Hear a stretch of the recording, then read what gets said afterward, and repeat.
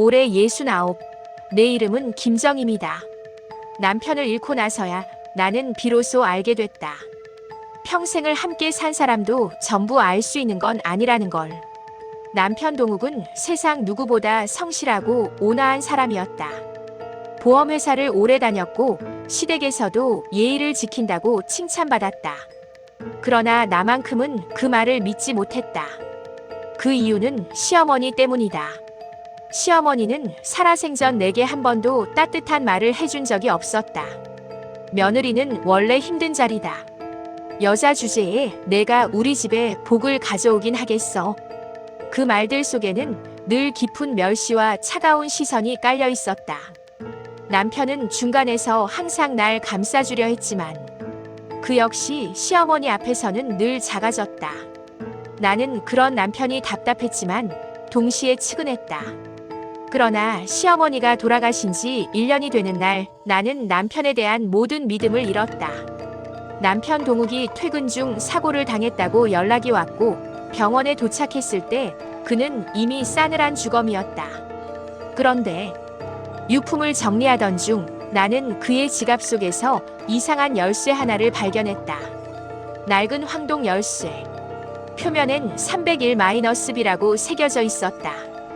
우리 집 번호와도 남편 회사 사물함과도 전혀 맞지 않는 번호. 그 순간 나는 등골이 서늘해졌다. 당신 숨기는 게 있었구나. 그날 밤 책상 서랍을 정리하다 남편이 일기처럼 써두었던 쪽지를 발견했다. 정임이가 알면 안 된다. 형민이는 절대 다시 우리 집에 오면 안 된다. 나는 종이를 쥔 손을 떨었다. 형민. 남편의 쌍둥이 형. 시댁에서 금기어처럼 여겨졌던 이름. 시어머니는 생전에 단 한 번 형민의 이름을 꺼낸 적이 있었다. 그 자식 얘기는 다시 꺼내지 마라. 우리 집 명예를 더럽힌 놈이다. 왜 그런지 묻자 남편도 덩달아 얼굴이 굳어졌었다. 그날 이후 나는 형민에 대해 더 이상 묻지 않았다. 남편이 싫어하는 주제였으니까. 하지만 남편이 죽은 날 밤 그가 남긴 열쇠 그리고 쪽지는 내 머릿속에 새로운 의문을 던졌다. 형민이 우리 집에 올까봐 겁냈던 이유가 뭘까? 이 의문은 단순한 호기심이 아니었다. 직감이었다. 남편의 죽음과 이 모든 것이 연결돼 있다는. 그런데 나만 그렇게 느낀 게 아니었다. 그날 밤 12시 현관 초인종이 울렸다. 띠딩동. 불을 켜려는 순간 문 밖에서 낮고 굵은 남자 목소리가 들렸다. 정임씨 나야. 숨이 턱 막혔다. 듣는 순간 알 수 있었다. 그 목소리는 남편 동욱과 너무도 똑같았다. 나는 두 손을 입에 대고 뒷걸음질 쳤다. 하지만 문은 자동으로 잠겨 있었다. 형민 씨입니다. 문 좀 열어줘요. 심장이 미친 듯이 뛰었다. 남편과 똑같은 목소리. 남편보다 더 낮고 거친 호흡. 그리고 생전에 단 한 번도 본 적 없는 쌍둥이 형. 나는 문 밖 그림자를 바라보며 직감했다. 이 열쇠와 남편의 죽음과 형민의 등장. 이 모든 건 우연이 아니다.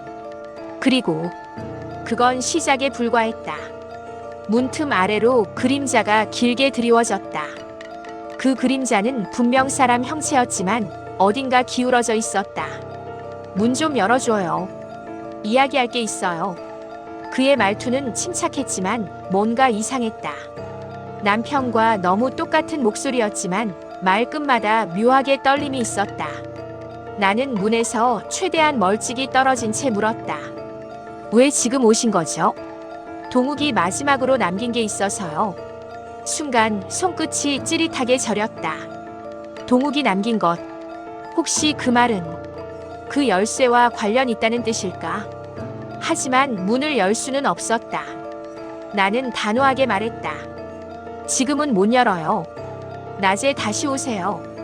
한참의 정적. 그러다 문 밖에서 낮고 짧은 웃음소리가 들렸다. 역시 쉽게는 안 여는군. 그 말과 함께 그림자가 사라졌다. 현관 감지등도 꺼지고 집안은 다시 고요해졌다. 하지만 나는 안다. 그 남자는 돌아갈 생각이 없다는 걸. 그날 밤 잠을 이루지 못한 채 뒤척이던 나는 남편의 장례식장에서 있었던 이상한 순간을 떠올렸다. 그날 장례식장 한쪽에서 누군가 나를 빤히 바라보고 있었다. 키는 남편보다 약간 크고 옷차림은 지나치게 정돈되어 있었고 표정은 슬픔이 아닌 탐색하는 얼굴. 나는 당시 시댁 친척인가 했지만 아무도 그 남자를 알지 못했다. 그리고 그는 사람들 틈에서 사라지기 전 입술을 아주 살짝 움직였다. 곧 다시 보게 될 겁니다. 그때는 그 의미를 몰랐다. 하지만 지금은 알 것 같았다. 그 남자 형민. 그가 남편을 지켜보고 있었다. 그렇다면 남편이 남긴 열쇠는? 나는 열쇠를 다시 꺼내 살펴봤다. 301-B. 병원 사물함. 회사 창고. 아파트. 여관. 무엇을 여는 열쇠인지 전혀 감이 오지 않았다. 그러다 문득 남편이 생전에 한 말이 떠올랐다. 정임아, 혹시라도 내가 먼저 죽으면 절대 내 서랍을 뒤지지 마. 그렇게 약속하자. 그런데 나는 어겼다. 그리고 그 안에서 열쇠가 나왔다. 그건 남편이 죽기 전에 가장 지키고 싶었던 비밀이라는 뜻이었다. 바로 그때 부엌에서 턱하고 무언가 떨어지는 소리가 났다. 나는 깜짝 놀라 불을 켰다. 그리고 부엌으로 다가가자 테이블 위에 놓여있던 종이 한 장이 바닥에 떨어져 있었다. 작고 낡은 병원 진료 카드. 환자명 박형민. 진료과 정신과. 날짜 남편이 죽기 2달 전. 나는 숨을 삼켰다. 당신 형민 씨를 몰래 만났던 거야. 그리고 그 진료 카드 뒤에는 볼펜으로 급하게 적힌 글씨가 있었다. 정임이가 알게 되면 위험해진다. 작은 글씨로 남편의 필체였다. 이게 무슨 뜻일까? 알게 되면 위험하다는 말은 누구에게? 나에게? 아니면 형민에게? 나는 남편의 죽음이 단순한 사고가 아니라는 확신이 들기 시작했다. 그리고 다음 순간 초인종이 다시 울렸다. 띠딩동. 나는 온몸이 얼어붙은 채 현관을 바라보았다. 이번엔 문 밖에서 목소리가 들리지 않았다. 대신 현관 아래쪽 작은 틈으로 무언가가 밀려 들어왔다. 낡은 열쇠고리 하나. 그리고 그 고리에 달린 작은 금속 번호표. 301-A. 나는 손이 굳어 열쇠고리를 제대로 짚지 못했다.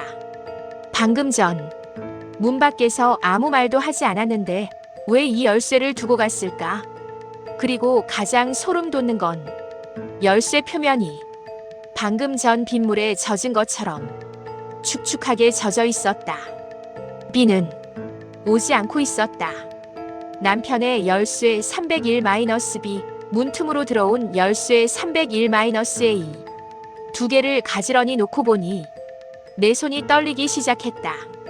어와 비 쌍둥이 번호, 쌍둥이 형제, 쌍둥이 열쇠. 우연이라고 보기엔 너무 많았다. 나는 결심했다. 오늘 진실을 밝히겠다고. 다음 날 아침 나는 남편의 회사 근처로 갔다. 혹시 비밀 사물함이라도 있을까 찾아보려 했지만 직원들은 입을 닫았다. 김동욱 씨는 조용히 살던 분이에요. 쌍둥이 형이 있다는 것도 몰랐어요. 가끔 누굴 만나는 것 같긴 했는데 혹시 형민 씨 아닌가요? 그 순간 직원이 움찔했다. 어디서 그 이름을 들었습니까? 그 반응은 너무 선명했다. 그들은 형민이라는 이름을 알고 있었다. 그리고 두려워했다. 그때였다. 사무실 한 직원이 조용히 나를 불렀다. 따라오세요. 제가 본 게 있어요. 나는 그의 뒤를 따라 회사 지하 창고로 내려갔다. 그는 주변을 2번이나 확인한 후 낡은 CCTV 영상을 재생했다. 이거 김동욱 씨 사고 당하기 전날 영상입니다. 재생 버튼이 눌렸다. 흑백 화면 속 남편이 누군가와 말다툼을 하는 모습이 잡혔다. 나는 숨을 삼켰다. 남편 앞에 서 있던 남자의 뒷모습. 형민이었다. 두 사람의 차이는 거의 없었지만 뒷목의 깊은 흉터로 확신할 수 있었다. 형민이 남편의 멱살을 잡았다. 형, 그 열쇠 내가 갖고 있으면 안 돼. 동생 형, 제발 그만해. 그건 우리 둘 다 위험해져. 형, 위험? 정희미 때문에 너만 빠져나갈 수 있다고 생각했어. 동생 정희미를 끌어들이지 마. 그 순간 영상이 툭 끊겼다. 직원은 떨리는 목소리로 말했다. 그날 이후 CCTV 원본이 사라졌어요. 그리고 김동욱 씨는 사고를 당했죠. 나는 입술을 깨물었다. 형민이 남편을 찾아온 이유, 남편이 숨기던 열쇠, 그리고 정희미가 알면 위험하다는 쪽지. 이 모든 게 쌍둥이 형과 얽혀 있었다. 나는 서둘러 회사 밖으로 나왔다. 그런데 누군가 길 건너에서 나를 똑바로 바라보고 있었다. 형민이었다. 그는 가만히 서서 내게 손가락 하나를 들어 보였다. 입모양을 읽을 수 있었다. 그는 말했다. 오늘 밤 300일로 와요. 그렇게 말하곤 사람들 틈으로 사라졌다. 그날 밤 나는 300일이라는 숫자를 곱씹으며 집안을 서성였다. 열쇠 2개, 어와 비, 쌍둥이 열쇠, 쌍둥이 형제, 그리고 형민이 남긴 메시지. 300일로 와요. 남편이 죽기 전 남긴 두려움의 근원. 그것이 300일에 있다는 뜻이었다.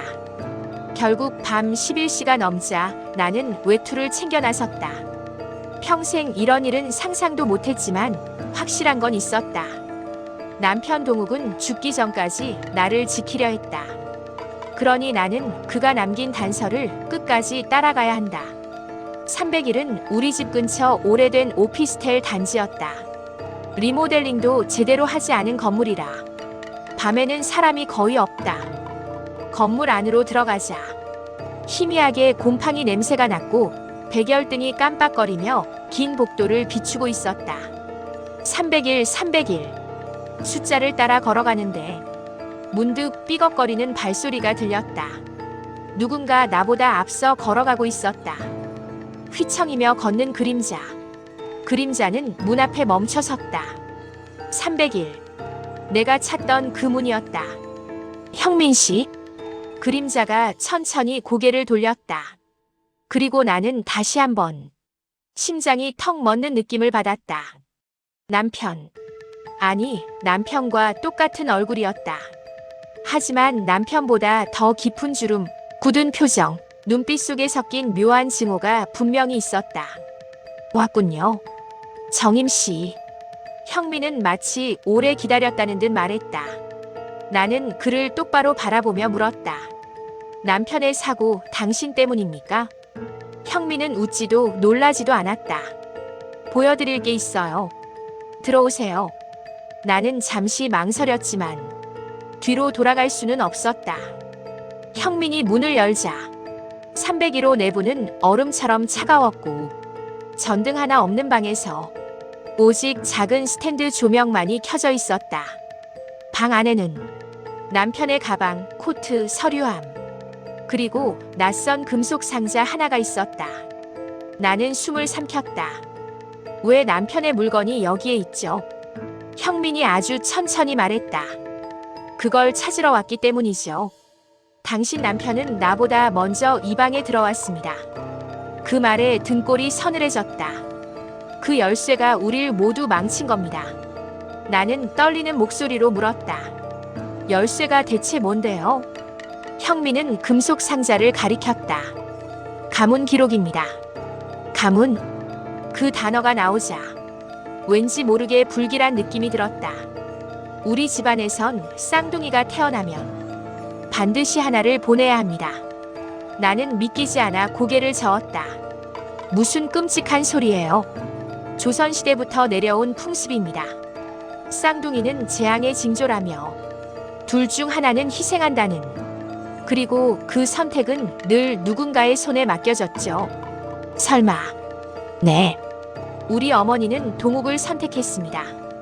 나는 머리를 잡았다. 그렇다고 해서 형을 버렸다는 뜻은 아니죠. 하지만 난 어릴 때부터 집안에서 불길한 아이 취급을 받으며 자랐습니다. 형민의 목소리에 서린 고통은 진짜였다. 어머니는 동욱만 예뻐했어요. 난 평생 그림자 취급이었고 나는 조용히 물었다. 그래서 남편을 미워했던 겁니까? 형민은 고개를 저었다. 아니요. 나는 동욱을 미워한 적 없습니다. 그도 나와 똑같이 괴로워했으니까. 그 말을 듣고 나는 입술을 깨물었다. 문제는 어머니였습니다. 그 여자는 죽기 직전까지 우릴 갈라놓으려 했어요. 순간 나는 시어머니의 싸늘한 얼굴이 떠올랐다. 동욱이 당신에게 진실을 말하지 않은 이유도 그녀 때문입니다. 나 때문이 아니라 당신을 지키기 위해서였죠. 눈물이 핑 돌았다. 남편이 평생 숨겨온 비밀. 그 비밀은 나를 지키기 위한 것이었다. 그때 형민이 상자를 열었다. 안에는 오래된 가문 문서와 낡은 기록이 몇 장 들어 있었다. 그 중 한 장에는 붉은 글씨로 적혀 있었다. 쌍둥이 중 한 명은 집안에서 떠난다. 이미 정해진 운명이다. 선택받지 못한 아이는 배척하여 희생시킨다. 나는 말문을 잃었다. 저는 버려졌고 동욱은 선택받은 아이였습니다. 하지만 동욱은 그걸 끊으려 했어요. 우리 둘 중 누구도 희생되지 않도록요. 형민의 눈이 떨렸다. 그래서 그 열쇠를 훔쳐갔습니다. 나는 조심스레 물었다. 그 열쇠는 뭔데요? 형민은 금속 틈 사이에 숨겨진 작은 칸을 열어 보여줬다. 안에는 유전자 샘플이 보관된 검은 봉투 하나가 있었다. 가문의 쌍둥이를 기록하고 누가 희생될 아이인지 결정하는 자료입니다. 나는 경악했다. 동욱은 이걸 갖고 나와 가문의 끔찍한 관습을 폭로하려 했습니다. 그래서 죽임을 당한 건가요? 형민은 깊은 숨을 들이켰다. 그날 밤 나는 동욱을 말리려 했습니다. 하지만 이미 누군가 그를 뒤쫓고 있었어요. 나는 손으로 입을 가렸다. 사고라고 알려진 그 사건. 그건 사고가 아닙니다. 형민이 처음으로 완전히 무너진 표정을 지었다. 내가 쫓아갔을 때 이미 늦었습니다. 그는 눈을 감았다. 정임 씨, 동욱이는 당신을 사랑했습니다. 그래서 그 마지막 순간까지 당신을 보호하려 했습니다. 내 눈에서 눈물이 떨어졌다. 나는 금속 상자를 꼭 끌어안았다. 왜 지금 저에게 이걸 말하는 거죠? 형민은 문 쪽을 가리켰다. 정임 씨도 위험해졌으니까요. 순간 문 손잡이가 돌아갔다. 나는 얼어붙었다. 301호 문 밖에서 낯선 중년 남자의 목소리가 들렸다. 열어라. 형민, 너도 끝났어. 형민의 얼굴이 창백해졌다. 정임 씨 뒤로. 그 순간 문이 쾅 열렸다. 검은 코트를 입은 남자가 형민에게 달려들었다. 나는 비명을 지르며 뒤로 물러났다. 두 사람은 방바닥을 굴러다니며 격렬하게 싸웠다. 혈육이지만 둘은 서로를 죽일 듯 싸웠다. 형민, 그 열쇠 내놔. 가문은 멈출 수 없어. 이제 그만 끝내. 더는 아무도 죽게 둘 수 없어. 두 사람의 몸이 벽에 부딪혀 스탠드 조명이 쓰러지고 방 안은 더 어둠에 잠겼다. 조명 아래 형민의 눈이 마지막으로 번쩍였다. 정임 씨, 도망치시오. 그리고 검은 코트의 남자가 형민의 목을 힘껏 조였다. 나는 비명을 지르며 301-와 301-B 열쇠 그리고 금속 상자를 들고 문 밖으로 뛰쳐나왔다. 뒤에서 형민의 마지막 비명과 낯선 남자의 쾌재가 들려왔다. 나는 복도를 내려오며 숨이 끊어질 듯 뛰었다. 누구를 믿어야 할지 누구를 피해야 할지도 모른 채. 하지만 하나만은 분명해졌다. 남편 동욱은 가문이라는 이름 아래 살해당한 것이다. 집으로 돌아온 나는 문을 잠그고 바닥에 주저앉았다. 301-A, 301-B. 그리고 금속 상자. 그리고 형민의 죽음이 눈앞에서 아른거렸다. 그러다 휴대폰이 울렸다. 알 수 없음. 전화 너머에서 들려온 목소리는 믿을 수 없을 만큼 익숙했다. 정임아. 나는 숨을 멎었다. 남편 동욱의 목소리였다. 정임아. 절대 누구도 믿지 마. 당신 어디 있어? 살아있는 거야? 300일 형민 다 끝나지 않았어. 목소리는 멀어지듯 떨리고 있었다. 다음은 너야. 그리고 통화는 끊겼다. 나는 온몸이 얼어붙었다. 형민을 죽인 남자, 가문 기록, 쌍둥이의 숙명. 남편의 죽음은 이 모든 끔찍한 고리의 일부였다. 그리고 이제 그 고리는 내게로 오고 있었다. 금속 상자를 들여다보자. 마지막 쪽지가 하나 남아 있었다. 남편의 필체. 정임아, 널 사랑해. 그리고 이 피비린내 나는 가문을 내가 끝내줘. 나는 눈물을 닦고 결단을 내렸다. 두 열쇠와 상자를 들고 경찰로 향할 것이다. 가문의 비밀을 폭로하고 형민과 남편의 죽음에 대한 진실을 밝힐 것이다. 하지만 문을 나서려는 순간 현관문 아래로 새로운 쪽지 하나가 밀려 들어왔다. 정임 씨, 내일 밤 9시 시어머니 산소에서 봅시다. 우리가 마지막으로 얘기해야 할 게 있어. 보내니는 박형민. 죽은 사람의 이름이었다. 나는 손끝까지 서늘해졌다. 형민이 죽은 게 아니라면 지금 300일에서 나와 싸웠던 그 남자는 누구였을까? 남편의 마지막 통화가 떠올랐다. 누구도 믿지 마. 나는 쪽지를 쥔 채 천천히 고개를 들었다. 이제부터 시작이었다. 남편이 죽으면서도 막으려 했던 가족의 저주. 그 마지막 고리를 끊어낼 사람은 나뿐이었다.